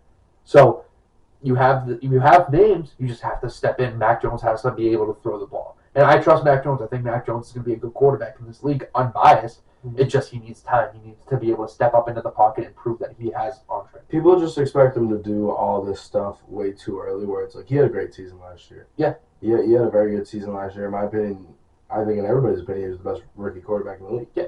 And I think that he's going to take a big next step because the offense that they had him in last year was very safe. Mm-hmm. And it was a good move. And that's why everybody was calling him kind of a game manager, which people hate using the term on veterans, but that's not a bad thing to say about a rookie because he feels comfortable. He's managing the game. Yeah. So the next step is for him to kind of let loose a little bit and test that arm strength, throw the ball down the field a little bit more. And they have, in my opinion, a lot better of a receiving core, not just wide receivers, but a receiving core in general than they did last year. And a lot of these guys are coming back for their second year altogether. So I really do think that the Patriots are going to be good this year. Yeah, and I mean, I have faith in what we got going on right now. I feel like it's going to take time. We still have a young team, but this is the perfect time to have questions because we still have time to figure it out. And I think Matt Patricia is taking over the play calling role. He's a smart guy. We know he can figure it out. It's just he needs to be clicking with Mac Jones. This offense really needs to be ran by Mac Jones with Matt Patricia kind of like coordinating. Yeah. You know what I mean? He's not going to have the title of offensive coordinator, but you have good coaches that just didn't really pan out as head coaches. Like Joe Judge was an awesome coach in the Patriots. He sucked in the Giants. We know that. Matt Patricia, same thing. Matt Patricia, there's a reason why these guys were sought after to be head coaches, and they're going to come back and prove that. So, I mean, I could be showing a little bias here, but Mac Jones, I think this week he's kind of came back to himself, being less frustrated because we saw earlier in training camp how frustrated he was with the interviews, all this stuff. But this week he's kind of settled down. He's been laughing more. He's been like, yeah, Matt Patricia and I have been bouncing ideas off each other. I think they really needed to see that first preseason game and how everything's going to be forming, and everyone's like, okay, this is actually going to work. Right. Mm-hmm. So I think that's it for South Patriots training camp talk. I don't know if there's any other news around the league. Seahawks. Yes. I'm glad you brought that back up. Seahawks made a game-changing trade, a blockbuster, according to our Twitter account. We traded for a fourth-string wide receiver by the name of J.J. Arcega-Whiteside, or Arcega-Whiteside from the Eagles, notoriously known for being not good at football. But I did want to say a big shout-out. As a Seahawks fan, once again, I don't talk about the Seahawks that much, but we'll get to it at some point. Actually, in this episode, in like 5 minutes, we'll get to it. We lost a great special teams member today, and nickel corner, Ugo Amadi. And I was actually genuinely, you guys don't know who that is, but I was genuinely upset because this is a guy, his rookie year is returning kicks. His second year, he was strictly a gunner for a punt team. And then his third year, he kind of earned his way into that nickel spot. And he was good. He was actually pretty good being that little nickel corner. And now we traded him for J.J. Arcega-Whiteside. And that's not a guy that I like. So, it's I'm going to be honest, that's not a name you want to hear. No, it's not. And he's going to be our wide receiver 4 because we have... we stink. Because we have DK. Yep. We have Tyler Lockett. Who knows what we're going to do with him. And then we have Marquise Goodwin. That's such a good slot receiver. You got some speed on that team. Oh, yeah. We don't have much else, though. We don't have much else. Drew Lock's got some weapons. Better tackle him. Drew Lock COVID right now, too. He has COVID. He tested positive today. I didn't know Pete Carroll just came back. He had COVID, too. He did have COVID. Yeah. But Drew Lock... Drew Lock is going to miss this week's preseason game. This was supposed to be a big game. Last week, Geno played the first half and Drew Lock played the second half. We're in a real QB battle here. Geno might win it because he has COVID. That's what I'm saying. You think Geno Smith gave him COVID? He could have. Yeah, I don't know. But I do Geno just knows so much more about the team than Locke does, and him and Pete Carroll are trying to connect with each other. I like both players around the same. If I were to rate my likeness for both of these quarterbacks, they're probably both at a 3 out of 10. Okay. I just didn't think you were gonna say 3. What I'm saying is I don't care who starts. I don't. I really don't. I don't. That's not a bad. It's I wouldn't be happy with you, Liam. I wouldn't be upset with you. It's just unfortunately that I have to make a decision on who I don't think there's anything else around the league that's really worth noting. Mecole Hardman went out. He got carted off the field today. Stinks. Zach Wilson's not going to be out for this season. He only 2 to 4 weeks probably. Mhm. I'm trying to think of any other news. James White retired. That means Joe Flacco starting week 1 against the Ravens, which every single person has ever said ever. Yeah. That was like the big news. James White retiring. Something like that. Great Patriot. Oh, yeah. We didn't talk. No, because that was Friday last weekend. Yeah. Or Thursday. It was Great literally Patriot. Yeah. Actually, one of my favorite Patriots of all time. One of the best I'll say it. one of the best third down running backs probably of all Ever. time. Ever. Like you Maybe talk top about 5. you talk about guys Maybe who top 3. he always showed up in the big games. Mm-hmm. That's a guy who never fumbled. Like ever. You never can remember He has the only walk-off touchdown in Super Bowl history. And it's like he's one of those guys who you see on the field, it's like, okay, I trust this guy. Like he's always gonna know what he's doing, he's always gonna be in the right spot, and he's always gonna be open. Like after he retired, I rewatched like the 28-3 comeback. It's crazy how much he actually did for the Patriots in that game. He was like, active the whole time. Oh, he should have won Super Bowl MVP, but they gave it to Tom, like, right? They gave And it then to Tom gave him the truck. Yeah. Yeah. Tom Brady loves giving away the truck. He did it to Malcolm He Butler. loves giving away the truck. Yeah. Like a hot seat Tom He doesn't Brady. need All right, a truck. hold up. Hot seat Tom Brady and Giselle. I heard a lot of rumblings that they're going through a divorce right now. You heard it here first, by the way, on Inside the Five. If it doesn't happen, no one's going to know. But if it does happen, this clip's going to go viral. But, yeah, I heard some rumblings, and that's why he's on this little leave of absence. I thought they were on vacation. So, I mean, Well, I vacation. thought vacation, but I have no comments. could have been a bad vacation. Again, Or it could be a vacation to patch up a relationship. I wish nothing but the best. Yep, wish nothing but the best.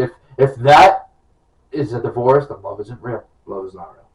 All right, let's Especially see. after watching Man in the Arena like that, I could cry. Yeah, I was thinking about that on my way into work today. I was like, there's no way to get a divorce. Like, man in the arena. Like, what's going to happen with that?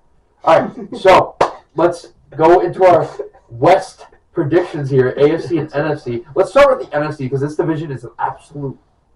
Actually, It's a dog. It's a dog. All 4 teams. yeah, all 4 teams are dogs. No, I want to go last. So, So in the order that yeah, we'll go in the order here. So I'll start off. I'll go from like the top seed in the division to the bottom. So, top seed, San Francisco 49ers.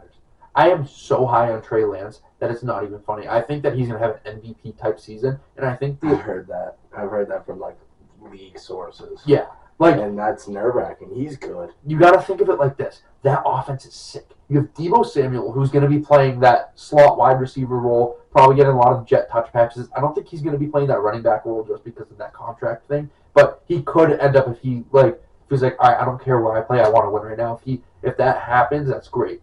Elijah Mitchell, great back. Yes. You have Brandon Ayuk, who's connecting with Trey Lance. Like every single clip you see out of 49ers training camp is Brandon Ayuk making a sick catch from Trey Lance. Mm-hmm. And Trey Lance looks like Patrick Mahomes when he throws the ball. Like, he's mobile, he's a physical guy. Yeah, like, he can sling it. and you have George Kittle, like a top 2 tight end in the NFL. He's probably going to be better than Kelsey this upcoming season just because he's so much younger. Like, George Kittle is going to have a great year. Yeah. This 49ers team, you have Trent Williams. Like, this team has so much, like, swagger. I hate saying that word. It's such a cringe word, but, like, they do. Like, they have a cool identity. Their coach is sick. Like, and their defense is going to fly around. Yeah, they will. Like, Fred Warner, top linebacker in the NFL. Nick Bosa, one of the top edge rushers in the league. And you got dogs. You got a bunch of dogs in that team. And, like, I don't want to go into Levi. What is it? Is it Levi It's Stadium? Levi, yeah. Yeah. I don't want to go into Levi Stadium and face San Francisco 49ers this year. No. Except I do have the Seahawks taking one at Campbell State. So, the next team that I have is the defending Super Bowl champion. Oh, I have 49ers going 13-4. Next, I have the LA Rams going 12-5. Rams are a good team, we know, but they did get a little bit worse. Yeah. In my opinion. Aaron Donald's probably going to be his last year. Bobby Wagner signed there. He's obviously a good linebacker. Like, He's getting old. he's getting old. No one's getting younger on that defense. Odell's gone, but he got replaced by Allen Robinson, who's been a streaky wide receiver. Yeah, I feel like he hasn't been in the right spot. The running back, Cam Akers is good. Darrell Henderson is decent. Like, but those are 2 guys who you look at and you're like, okay, those aren't really going to be 1,200-yard rushers. No. Matt Stafford's just getting older. Their line got worse. Mm-hmm. So their interior lineman, other than Aaron Donald, got worse as well. So it's like they're going to regress a little bit, but they're still going to be 12-5. They're going to be that first wild card team. Okay. Just behind the 49ers are going to win the division, then the Rams. Next, I have the Cardinals going 7-10. I think the fact that they're losing DeAndre Hopkins for the first 6 games is going to hurt them a lot, and we know all about the second half Cardinals. Second half Cardinals always suck. Yeah, they stink. So like, you don't have your best wide receiver for the first half, and then the second half of the year you're typically not really good. Like they never really make adjustments. They always start the season hot, but you take away your best weapon. They're the in-season Hard Knocks this year. Oh, I cannot wait to see them lose 4 straight. The end of this past Hard Knocks was Cliff Kingsbury just like chopping away at the computer, and it was like there's no way he actually does that. Like it was in like a little brick office. It's like we've seen his house. Yeah, he doesn't do that. No. Yeah, he's not like hard nosed like that. Not at all. All right, this is a soft team. I think Griff, cover your ears for this. I have the Seahawks going 3-14. It's a rebuild year. They have some speed, like we said, but I don't really see the direction that. I mean, the running backs could be good. They could be a scrappy team if they can manage the clock. Then prove me. I want them. Oh, they're gonna run. They're gonna run the hell out of the ball this year. Oh, yeah. They're gonna run the. You know how much Pete Carroll loves to run the football. So like, because we had Russell Wilson, we ran the football with like. I'm just thinking to myself, like, I want this team to prove me wrong because I like Kenneth Walker. I like. Kenneth Walker will do what you think he's going to do. Yeah, I like DK. And it's going to result to around the win total, like you said. So we have literally nothing else. So it's just, they've lost a lot of key pieces, so it's a rebuild year. I mean, and at least this team has a direction that they're going in. This can be a fun, young team. I like that. So I have personally no analytical reasoning for any of these answers that I have for my prediction. I have emotional reasoning. I kind of am just going with my gut feeling here, and just honestly, what I think. This is probably just like I'm just keeping it real. I'm just gonna keep it like so. You're gonna be real. Yeah, I'm just gonna be really real about my predictions here. I'm gonna start off. I'm gonna go in order from winner to loser of the division. I'm gonna start off with the Rams going 13-4. I know they're not going like their team isn't as good as last year. But I really just think they're going to have one of those years where they're still going to be an elite team and they're going to lose in the first round of the playoffs. Like, that's just going to be their year. They're going to go 13-4 and they're still going to just fold, which Super Bowl slump, but it's just a little bit better than most teams. I have the 49ers going 11-6. What can you not love about the 49ers? They're just a fun, electric team. Like, that's just what we love to see. The Cardinals going 9-8. I have no rhyme or reason for 9 or 8. I feel like that's such a Cardinals, like, record for this year. And then I have 2 outcomes for the Seahawks this year. Worst case scenario, they go 14. I mean, 14 what? I like that. I like 4-13. You know, it's a rebuilding year. We'll see what happens. Best case scenario, you know, they can make a couple trades, see what goes on, a couple moves. They could really turn it up. They go 12-5, and they might slip past. What was the actual reason why you said 12-5? Griffin wrote it next to me. My score, but I wanted to roll with it. Yeah, all right. The NFC West. Some used to say the NFC best, and I think we're going to keep it that way. We're going to start with the Rams. Okay, I have underwhelming numbers for all of these teams, but I have 2 of these teams potentially winning the Super Bowl. Okay. I'm going to say I am the Seahawks and the Cardinals.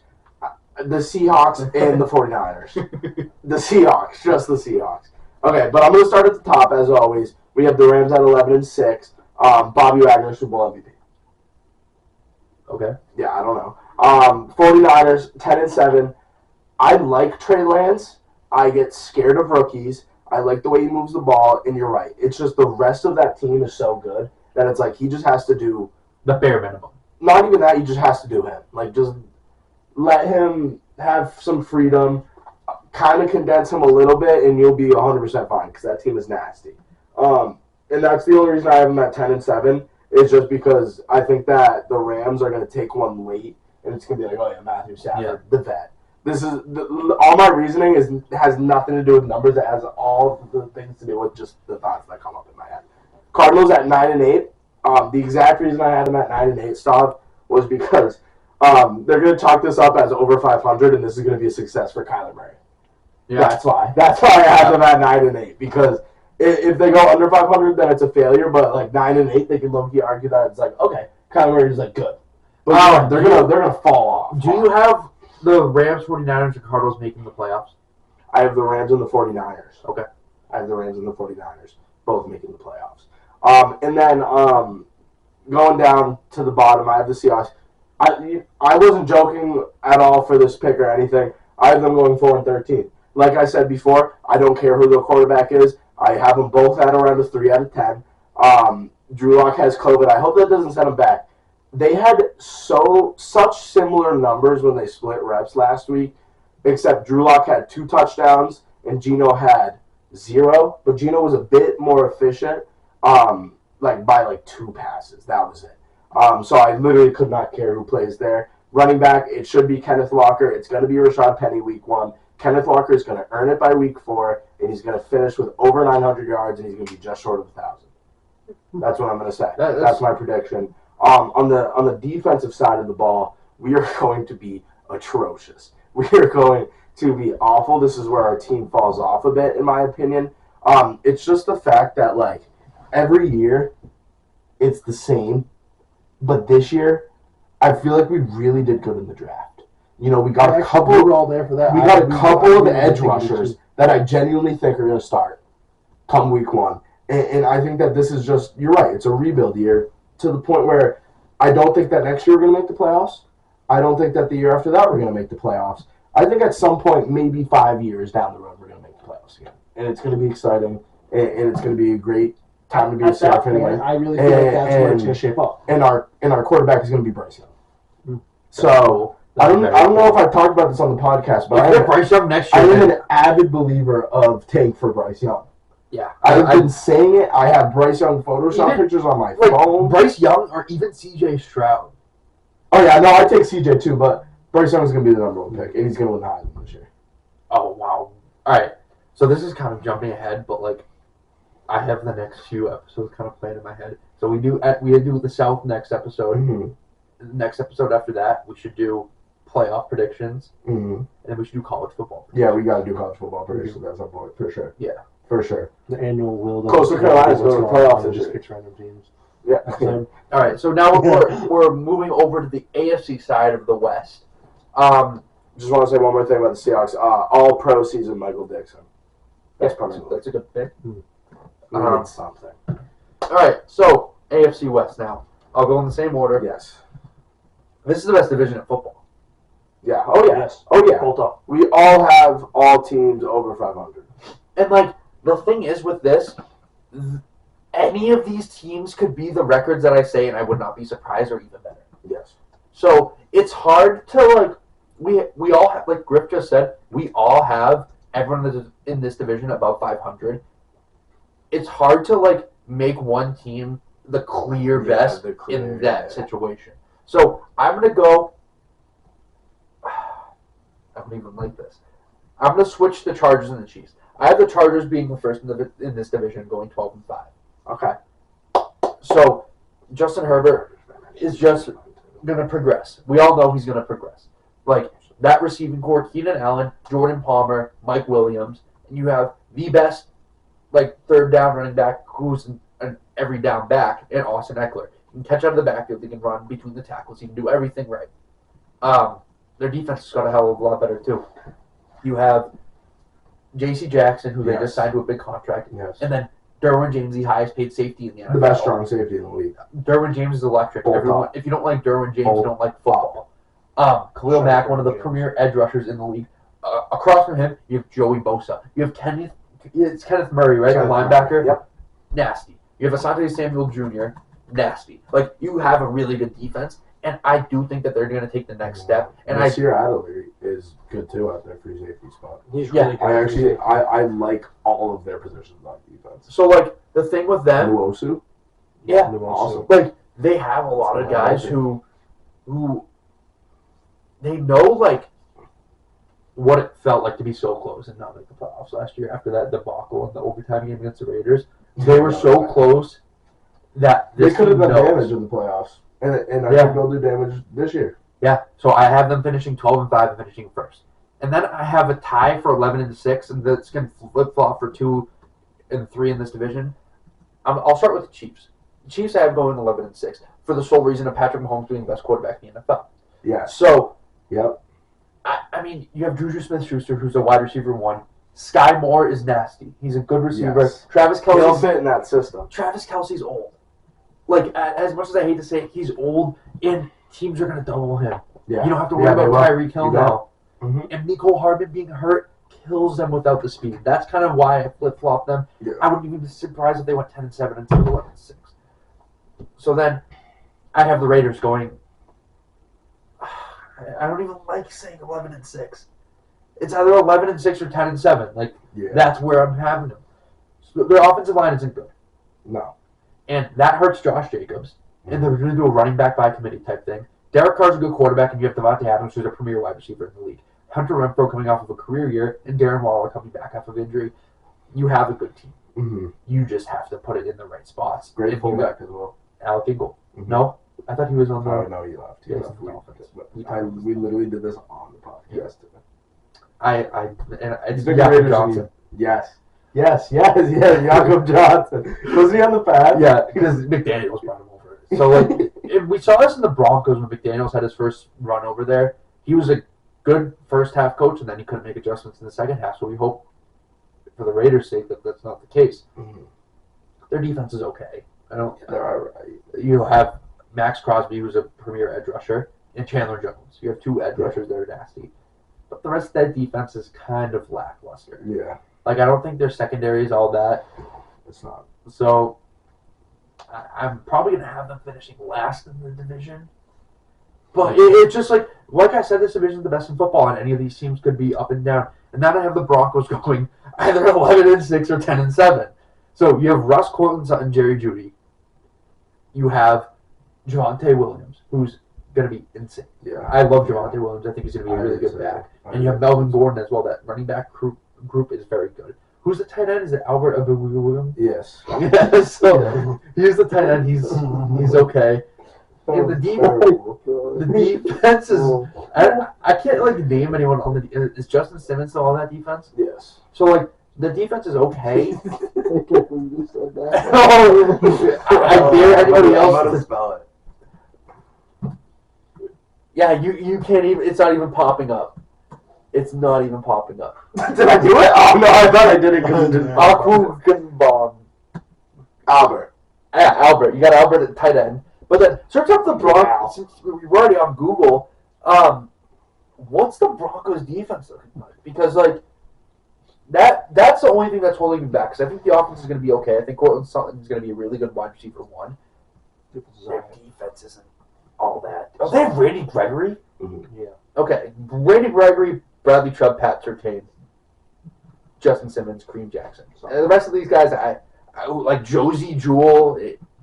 Surprise me, please. I dare you. Jonas Griffith. I've never heard of him. Like, Draymond Jones. I don't know that. So, like, and then McTelvin Agam. So, these guys are, like, there, but, like, the defense isn't there. The defense isn't great. So, I have them finishing last in the division, most likely. That's fair. Well, I think I'm going to go before you.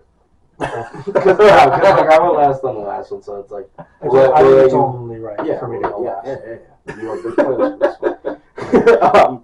Okay, I have a two-way split for first in this division between the Chargers and the Chiefs.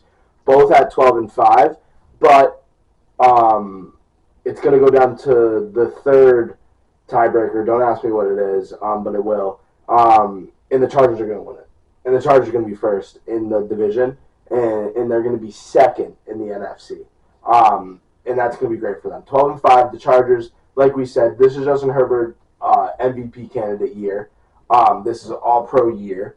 And this is really his chance to take it to the next level. I really think that he can do it. He's in a very tough division this year, and he has a lot to prove. But I'm also predicting a fully healthy, I'll knock on wood after this episode, a fully healthy season from Derwin James. And I think, as well, potentially all-pro, if not definitely Pro Bowl year. I really can't see anything else. We got Bosa out there. We have a decent O-line patched up. And it's bolt up. Well, it's really bolt up. And I have the Chiefs also at 12-5, like I said. So obviously they'd be in the playoffs as well. They have Patrick Mahomes.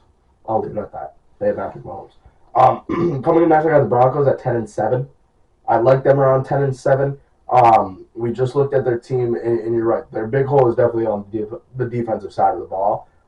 But their offense is going to be very good.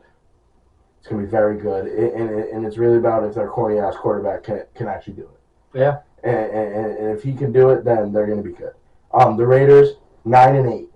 I have them lower than most people are expecting, and that's just straight up because they have to play 6 games against the Chiefs, Chargers, and Broncos. Somebody's got to lose those games.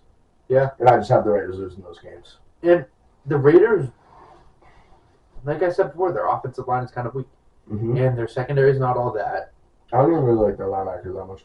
Who are their linebackers? Can't think of them. That's why I don't like them. They're not that special. I feel like we're missing a lot of key signings for that team, but like, let's see. Max Crosby, good. I don't like Denzel Perryman. I don't like Jayon Brown. And Divine Diablo is good. He's all right, but Jalen Brown's not. Rockison is okay. I mean, he's all right. Yeah. Okay, yeah, like I like Rock Ya-Sin though from coming over. I from the love Colts. Rock Ya-Sin. That's like their only good secondary player. Like, I mean, Jonathan Abram. The only reason why I know him is because of Hard Knocks 2 years ago. Yeah, so it's like hard hitter. Yeah, He's a hard hitter. And I don't like how he has sleeves on his jersey. He doesn't tuck them. He actually wears the sleeves out. Yeah, that's when you play safety, bro. So like you got Bilal Nichols and Andrew Billings anchoring that front. So it's like. Yeah, I don't know either of those people, but I do know Max Crosby. I do know Taylor Jones, but like you're right. A lot of holes on this team. I have them finishing last. Will. All right. So before I start, you might be wondering why the hell is Will wearing an Ottawa Senators jersey? The NHL was not started for a while. This is the classic jersey bet. For a second, I thought he wasn't just going to explain that. I just thought he was going to Yes, so this is the original jersey bet jersey, and the reason why I wore this today was to resemble the new jersey bet that is going to happen starting this episode, starting with my division prediction of the Chargers winning the division. Now, I changed this from earlier, which I said off camera, but if the Chargers win the division, I will buy a Chargers jersey, whatever jersey I do not buy in the next week. So this is a bet with yourself. Basically. No, you don't. No, it's literally just a bet. He'll come into a podcast episode and he'll be like, I'm gonna make a bet, and if it pans out, I buy the jersey. So like for a second, I thought like you guys talked to us before I got here, where like we had an IT5 jersey bet. I was like, oh dope! Like I'm excited to hear what this is. No, it's just Will's bet with himself. No, The IT5 jersey bet is is really just having a moment together and just enjoying the passion for the game. Oh my god, the Yankees just won. No, okay, so Grand basic. Slam. Are you kidding me? They never ruined my moment. It was Josh Donaldson too. Are you kidding me? No, but basically, how the Will jersey bet works is Will wants to buy a jersey. Oh yeah. Will needs just an needs a excuse to reason. buy something. Yeah. Like I'm already buying a Chargers jersey. Like next. This is week. for another one, Yes. Oh. Okay. and we'll do a fan vote of which one it is. My idea. So what I was going to do The jersey bet should be on picked Twitter. by Twitter. It's gonna be. But on I was gonna make an ultimatum as well. There's gonna be. Because what I was going to do is, so I was There's gonna be personally three going to buy a Derwin James jersey probably within the coming weeks to have it for the season. Yeah. Because that's my guy. Yeah. But I really want a Justin Herbert jersey, but I just don't. I'm not ready for that yet. You think? I have to go Derwin. Derwin was my guy. Derwin number 3 before Herbert came along. That's facts. No, you're right. So we talked about this. We talked about don't act like I wasn't with you day one. Yeah, on exactly. the Chargers train. Like I'm We're both up for life. Exactly. That's just who we are. So yeah, that's the jersey bet. If they win the division, that's what happens. And you have them doing so. And I have them doing so, going 12-5. I like that number. Honestly, what isn't there to love about this team? Like I literally love everyone on this team. Every single person. Like I don't hate anyone on this team. I have nothing bad to say about Second year head coach too. What's his name? Coach. Coach. I just call him Coach. Honestly, I just call him like every single week. I see him on the sideline. I'm like, that's my coach. Like I don't even. Brandon Steele. Brandon Steele. Yeah, he's We awesome. knew that name. No, we knew the name for sure. Yeah. Long day. Yeah. Long day. Long day, very long day. He's coming in with a mindset where they really had a chance to make the playoffs last year, and they just got too smart with it, and it happens. we're going to be there this year. We're going to win the division, and I mean, that is the most cringe thing ever. The Yankees hitting the gritty, waiting for Josh Donaldson to cross home plate. For those of you who don't know, we just such live. a disgusting franchise. I'm talking about such an admirable franchise. I mean, just bad franchise, bad team. Bad We literally just saw Josh Donaldson bad walk state. off grand slam when they were down 3 in extras, which hurts. Can't wait for the tops now moment. Pricks. And I'm not going to hit the home run with him. It's going to take like 15 minutes. Yeah, Nice he nose. sucks. Who are you talking about? Left or right? Left. That's awful. Yeah, so I have them going 12-5. How can you not be in love with the Chargers? It's impossible. Next, going second, and it pains me to say this, but Mahomes is really just inevitable at this point. I really think the Chargers the Chiefs, my bad. Just, can't stop thinking about the Chargers. The Chiefs are going to go 11-6. Mahomes is inevitable. I just really don't like the Chiefs at all. You're going to hear me complain about them all year long. I hate the Chiefs. So that's at the end of the day, they're going to probably do well. You hate to see it, but it is what it is. Now I have the Broncos going 10-7. We stated before that they're going to be all right. Their defense is definitely one of the shakier ones I've seen, but I just I feel like there's a bunch of games on their schedule that they're just going to be able to pull out. It's just something that the Broncos do, where they just kind of find a way to win a game when they shouldn't, and that's what separates the good teams from the bad teams. It's just they play in a really good division, so it's going to get undermined by the top teams in this division. And then the Raiders, honestly, there's 2 outcomes for them. I have them going 9-8, but realistically, I could see them winning maybe 11 games at their peak. They're kind of shaky as well. That's fair. I like those. I feel like this is the closest that we've all had. Yeah. This is a hard division to really pick because anything could really happen. All of these teams are really good. Obviously, the top dogs are going to be the top dogs, but the bottom 2 teams that we both have, the Broncos and the Raiders, they could really surprise us this year. And this goes kind of as a disclaimer for every time we do the predictions. This is best case scenario for all these teams. Yeah. This is 100% healthy. If we were playing Madden franchise, and there was no injuries on. Oh, shout out to Madden. Madden's back, and it's not bad. It actually is a big plus. Yeah. I've played a few games, and I'm not sold, but it's not bad. It's not bad. But I don't know if I'm going to buy it right away. Okay. I still That's don't cool. think I'm going to buy That's cool. it. I started a franchise last night. There's just a lot of Patriots. It started one with the Chargers today. We're 1-0. Yeah, I'm 2-1. I won my first 2 games and got smacked by the Ravens. All right, but anyways, I think it's time for IT5 Top 5. Yes. For the first time ever, we're doing something not sports related. So, how are we? We're gonna do IT5 Top 5 superhero movies. Yes. This isn't just Marvel. This isn't just DC. It's everything. It's anything superhero It could related. even be cartoon if you really want it. Yeah. I have one cartoon. I do too. Okay. I think we had the same one, Probably. but I'm not gonna pick it first. I was him. Last Sunday. Then I don't know if we have the same one. However, oh wait, do we have the same one? No, it's fine. We'll figure it out. Okay. Someone will take it. You know? Someone has to. Order. Can I kick it off? William, me, Yep. stuff. Yep. A A lot of pressure, Will. I know, and there's a lot of good picks on here, but I really just want to go with my personal favorite, even though I know it might not get taken. I don't know why. I This just is grew up. I'll write them in.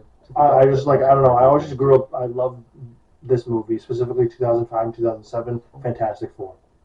Oh, wow. I'm just a huge Fantastic Four guy. Just everything about it. They're just awesome movies. Wow. Okay. Yeah, it's personal. So It's a personal one. Definitely not my 1-1 of all time, but No, it's a I good have to pick. just because it was just the That's a good personal pick. relationship. I like that. I do like all of the movies that they picked.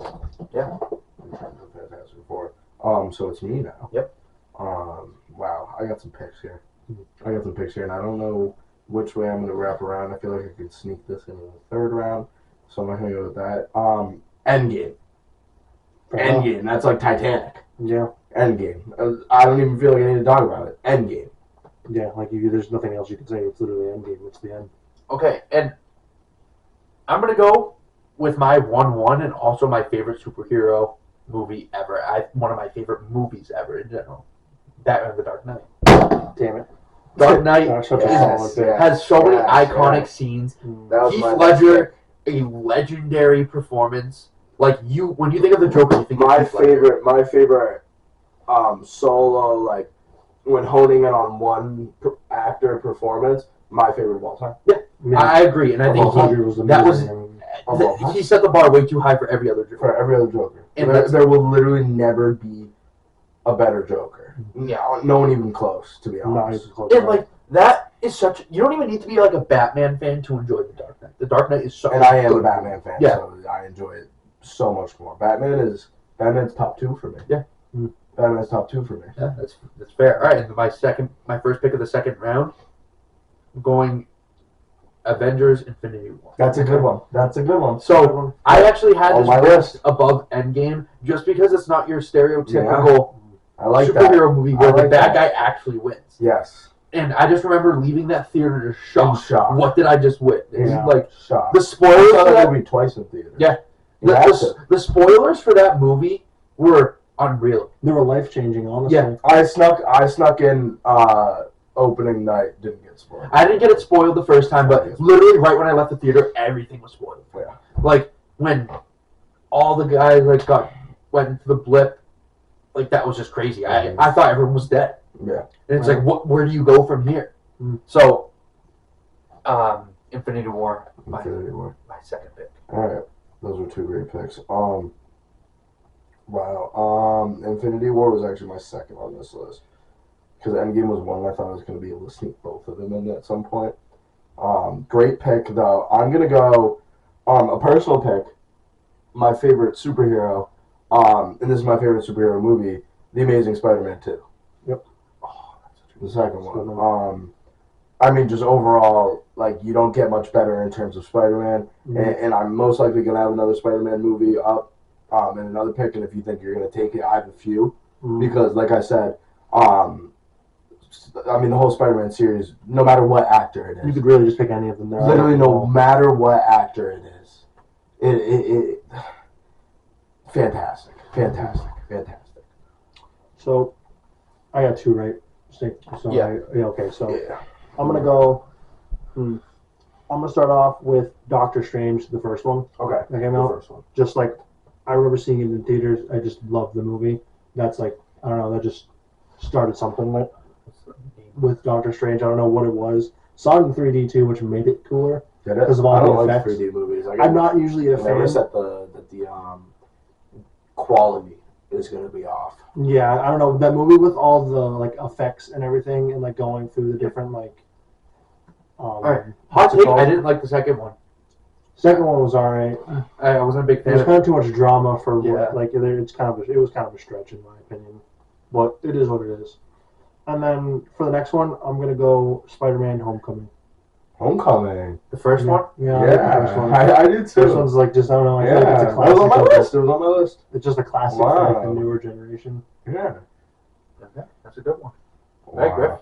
Back to you. Okay. A lot.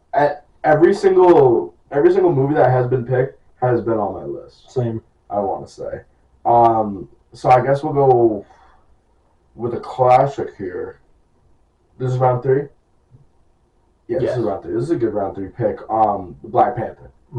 I mean, that movie, in so many ways, was just fantastic.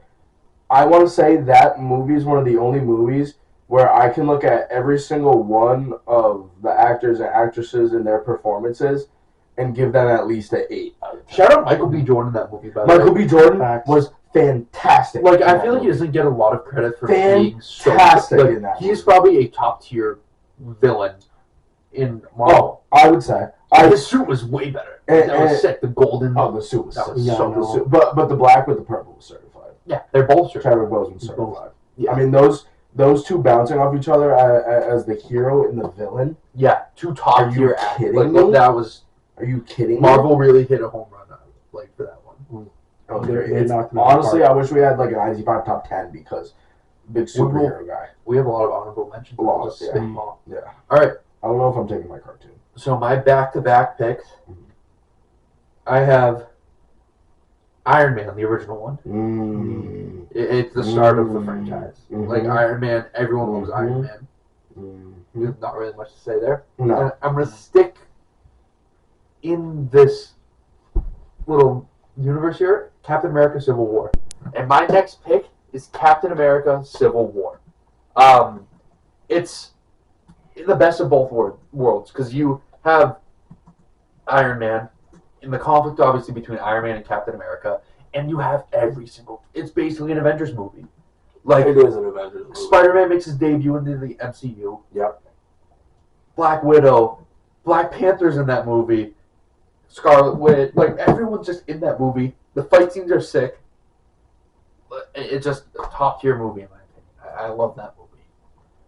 No, that's a great pick. That was on my list. I literally watched that movie last week. Such a great movie. I rewatch superhero movies all the time, especially Marvel, and that was one that I literally watched last week.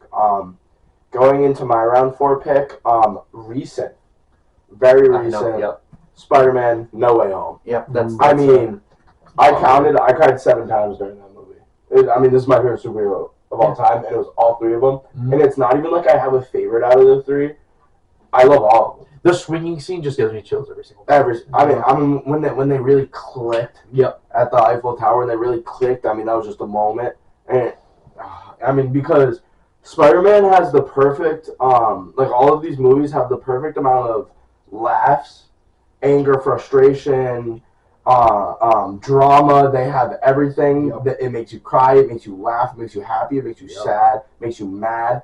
And this was like just the past 20 years of Spider-Man movies all coming back together. So I feel like that's a good time to take it as round 4. It's a good pick. I will wrap up your final 2 picks. All right, so I don't know. I feel like I'm just taking really ballsy picks just because I want to have fun and not because I feel like I could go on about like the top tier ones, but I don't know, just like some of my personal favorites. This might be a hot take, but Deadpool. That's a good one. Just the first one. The first one, yes. Just because it kind of revolutionized the way Marvel kind of like did their movies. Like I believe that was their first rated R movie. Yep. So awesome. The movie was just awesome. Yep. Like just literally awesome. And then I think I'm gonna close out with just like an all-time favorite movie from my childhood, The Incredibles. Oh my god! I was gonna pick that as the last one. That was mine. That was the cartoon one I had. Oh god damn. That was the cartoon one I had. We had a superhero day at my work, and I had to dress up as Mr. Incredible. I have a picture of it. Just like all-time movie. That's like just an all-time. Well, that is such a good. That was. That was gonna be my. That was gonna be my. I almost loved it so much. I almost made it my 1-1, but like. I feel like if I could sneak away with it. And I'm not gonna take The Incredibles. The new one. I am bad movie. I don't like that movie. I don't mind it, but like it just wasn't even close. Went on a first date. That movie. That movie. Deadpool. That's a great pick. Deadpool. Okay. All right. Well, I like your 5. You have a strong 5. Now I got Endgame. I got The Amazing Spider-Man 2. I have Black Panther. I have Spider-Man: No Way Home.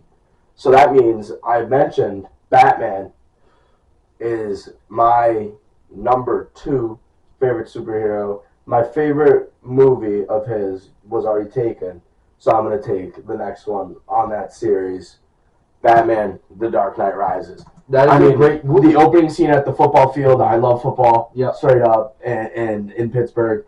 Bane was such an underrated villain. Yeah. Such an underrated villain.